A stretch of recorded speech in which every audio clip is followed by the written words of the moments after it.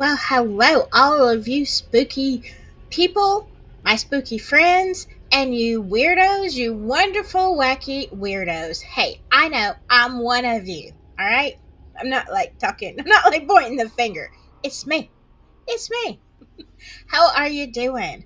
I hope that you're good with the weather. I don't know, how bad the snow is. And I know if you're watching this like in the summertime, this is January 2024, and we're having a big snow apparently for the deep south. I mean, they're saying it could be up to 2 inches. Now, I know if you live in the north, you're like, that's nothing. But for us, it's a disaster. So, I'm waiting for it to come in and hanging out with you wonderful people. So, I hope you're warm, hope you're cozy, and I hope that you have your brew, because I do. And let's get into some spooky stories told by you.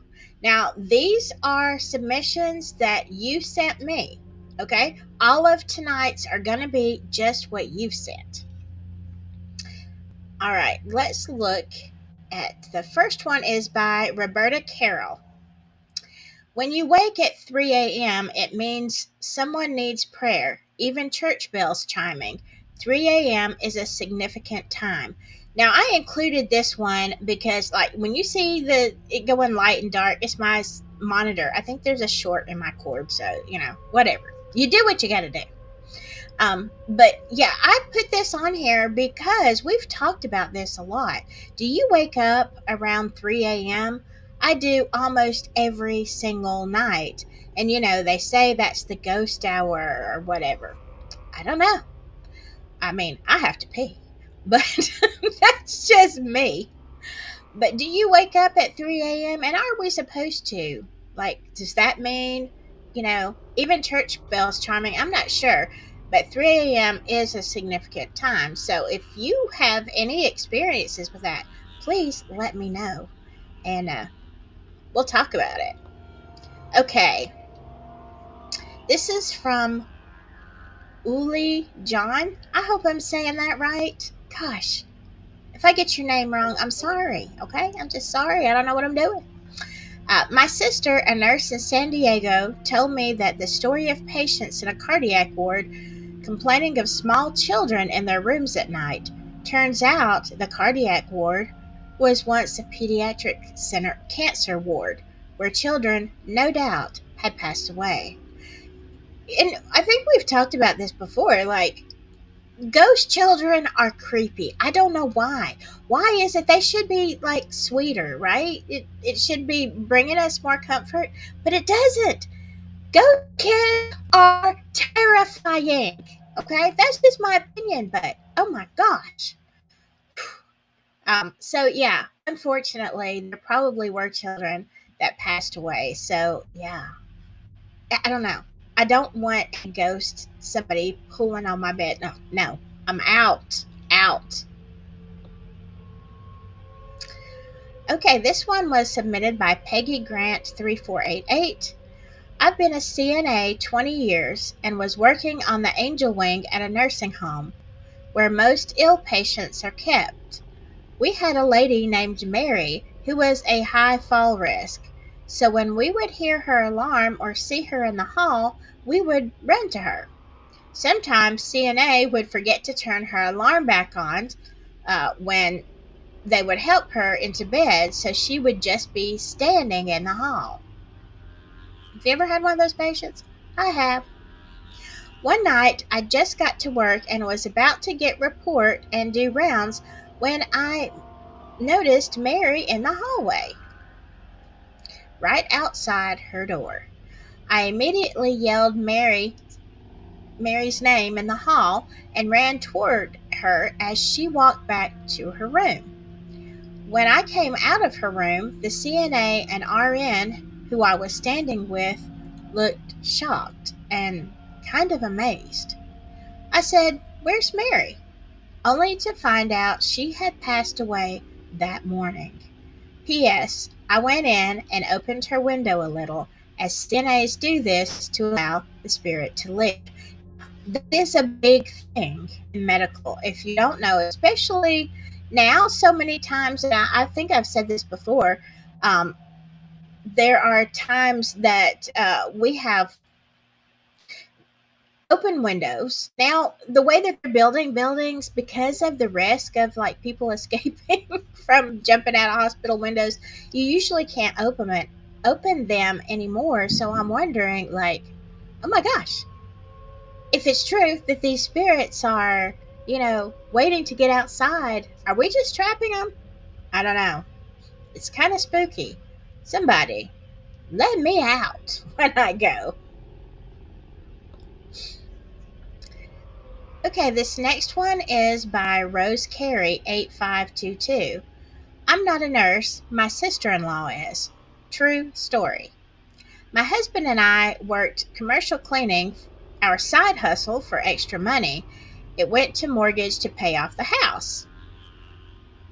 Everybody needs a side hustle, honey. One, uh, let's see. In the middle of the night, one of our buildings was a restaurant. Solid walls. You could see a major highway, but you couldn't hear the traffic. The building was brick. The only way you could get in to the building after hours was a digital code and turn off the alarm. I saw a 6'4" man. That's a tall man. Middle 60s with blonde hair, button down yellow, long sleeve dress shirt tucked in his pants. He turned around the corner to go towards the restroom. I ran outside to tell my husband someone was still in the restaurant. My husband took off to confront the man. My husband came out to let me know that no one was in the restaurant. And such detail. That's a lot of detail to see for a ghost. Another night, same building, my husband was standing, my husband and I are standing 2 feet from one another discussing our night shifts. It's dead quiet, no music. While we're talking, another voice joins in. We stop talking, we stare at each other. We used our eyes to communicate. What was that? My husband said, "Hurry, let's get out of here." The ghost would call my name. It sounds just like my husband's voice. I would answer, "Yeah." I could see my husband outside of the building, not in the building where the voice came from. Later, we had delivery people ask us, have we ever had unexplained events? Delivery man was terrified. He was experiencing events himself. He was like a 6'5" biker style. He asked us to pray. He was shaking all over. We all quit. Couldn't take it anymore. Okay, I get that. Especially when you're seeing like apparitions, like actually seeing people. Um, yeah, that's scary. That is scary. I don't know, especially the voice calling your name and sounding like your husband. What do you think that was? Is that like a doppelganger type thing? What do you think? I don't know. Would you quit a restaurant? Would you quit a side hustle or a job if you saw a ghost? I probably wouldn't, but that's just me. I got to make that money, honey. These ghosts, they got to get out of my way. We ain't got time for that. All right, I'm going to show you. I got a letter from someone who, and I'm going to have to put my glasses on for this one. It is a long, kind of a long post, but this is a true story, and I will tell you a little bit about him later. Now, he put this in email because it is long. So let's go to that. Okay.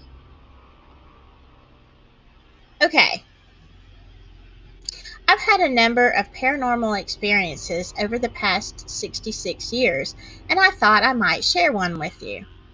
For a number of years, I owned a wedding flower business in Monterey Bay area of California and did events all over from Pebble Beach all the way up to San Francisco.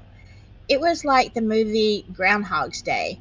Look-alike venues, stressed out brides, not so nice moms, harried event planners, the same thing over and over again, week after week, for some 20 odd years. One event stands out in particular, though. It was the only event where, besides the usual wedding BS I always had to deal with, I also encountered a ghost. I was setting up all the flowers late one afternoon for a huge wedding at the aquarium on Monterey Bay here in California. It was a really big wedding and a ton of work. So, of course, it was that day that both my assistants were unable to come and help me out. I really, I really had my work cut out for me.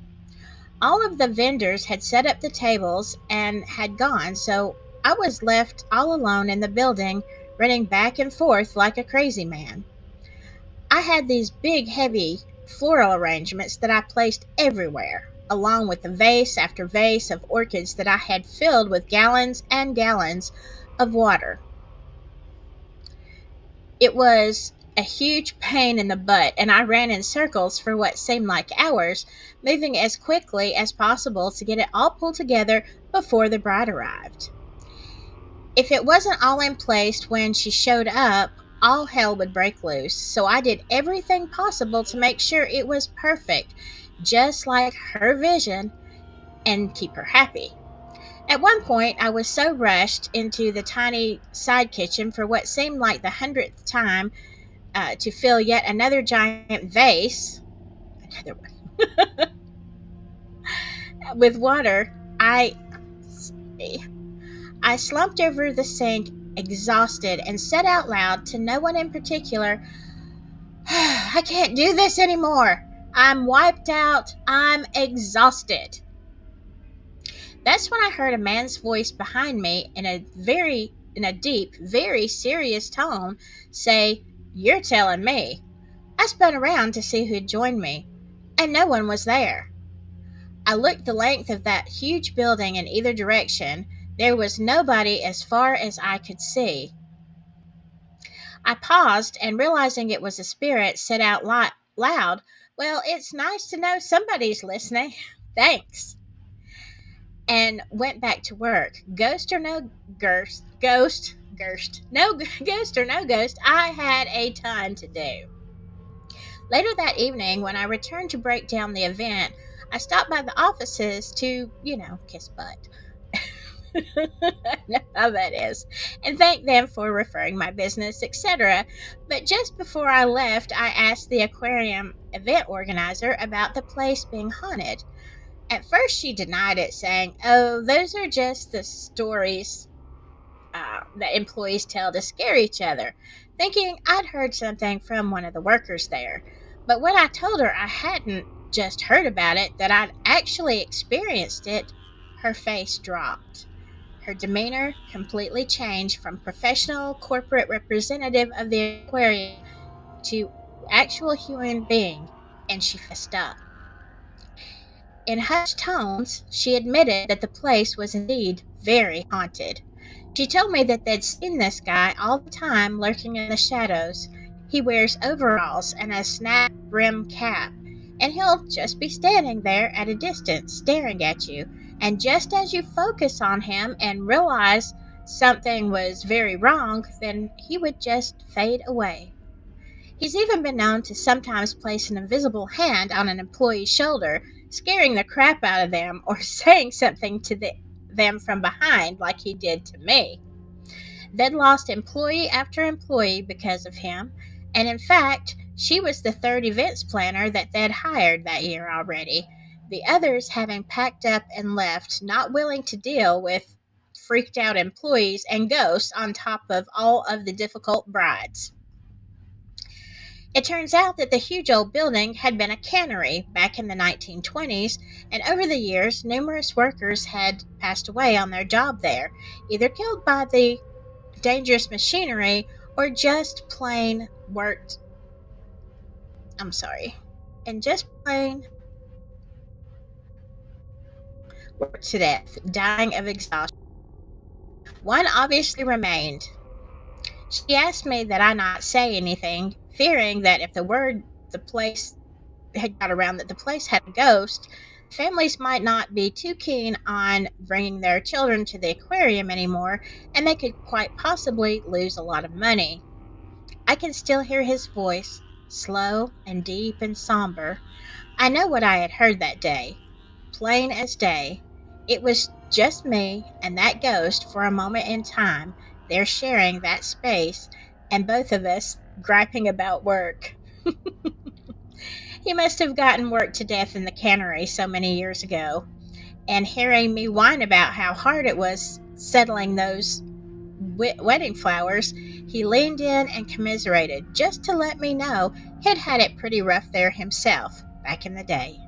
I totally felt for him. It must have been grueling hard work in the canneries then, dangerous, back-breaking work. I totally get it. Then again, at least he didn't have to deal with brides. Okay, so what do you think? Ah, how does that seem to you? What would you do? I mean, just tell me, what would you do if all of a sudden you were uh,